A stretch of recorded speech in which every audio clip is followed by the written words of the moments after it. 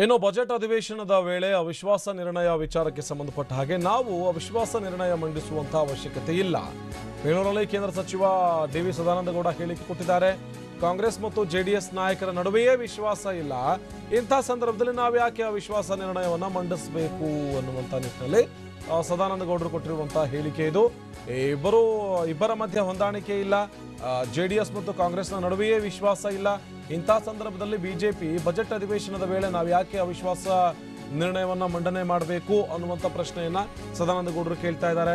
ಇನ್ನು ವಿಶ್ವಾಸ ಇಲ್ಲ ಇಬ್ಬರ ಮಧ್ಯ, ಅವರೇ ಒಬ್ಬರ ಮೇಲೊಬ್ಬರು ಸವಾರಿ ಮಾಡೋದಕ್ಕೆ ಯತ್ನಿಸ್ತಾ ಇದ್ದಾರೆ. ಅವಿಶ್ವಾಸ ಅನ್ನೋದಕ್ಕೆ ಅರ್ಥ ಕಾಂಗ್ರೆಸ್ ಮತ್ತು ಜೆಡಿಎಸ್ ನಡುವೆ ಈ ಸದ್ಯ ಇರುವಂತಹ ಪರಿಸ್ಥಿತಿ ಇದೆಯಲ್ಲ, ಇದನ್ನೇ ಅವಿಶ್ವಾಸ ಅಂತಾರೆ. ಹೀಗಾಗಿ ನಾವು ಅವಿಶ್ವಾಸ ನಿರ್ಣಯ ಮಂಡಿಸುವಂತಹ ಅವಶ್ಯಕತೆ ಇಲ್ಲ. ಅವರಿಗೆ ಕಲಾಪ ನಡೆಯೋದು ಬೇಕಿಲ್ಲ, ಅಧಿಕಾರ ಬೇಕಾಗಿದೆ. ಏನೇನು ಬೇಕೋ ಎಲ್ಲವನ್ನೂ ಅವರು ಮಾಡಿದ್ದಾರೆ ಎನ್ನುವಂಥ ಮಾತನ್ನ ಡಿ.ವಿ.ಎಸ್ ಮಾತನಾಡಿದ್ರು. ಬೆಂಗಳೂರಿನಲ್ಲಿ ಕೇಂದ್ರ ಸಚಿವರು ಕೊಟ್ಟಿರುವಂತಹ ಹೇಳಿಕೆ ಇದು. ಅವಿಶ್ವಾಸ ನಿರ್ಣಯ ಮಂಡಿಸುವಂಥ ಅವಶ್ಯಕತೆ ಬಿಜೆಪಿಗಿಲ್ಲ.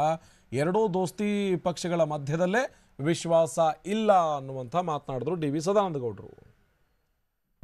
ಕಾಂಗ್ರೆಸ್ಗರಿಗಿಲ್ಲ, ಜೆಡಿಎಸ್ನಲ್ಲಿದ್ದವರಿಗೆ ಕಾಂಗ್ರೆಸ್ನ ಮೇಲೆ ಸವಾರಿ ಮಾಡುವಂಥ ಒಂದು ಪ್ರಯತ್ನ ಇದು.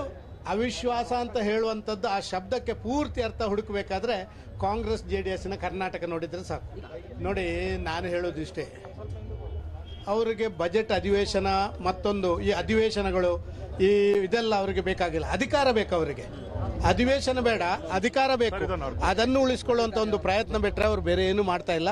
ಆದ ಕಾರಣ ರಾಜ್ಯದ ಹಿತಾಸಕ್ತಿಯನ್ನು ಕಾಪಾಡಲಿಕ್ಕೆ ಕಾಂಗ್ರೆಸ್ ಜೆಡಿಎಸ್ಗೆ ಸಾಧ್ಯ ಇಲ್ಲ.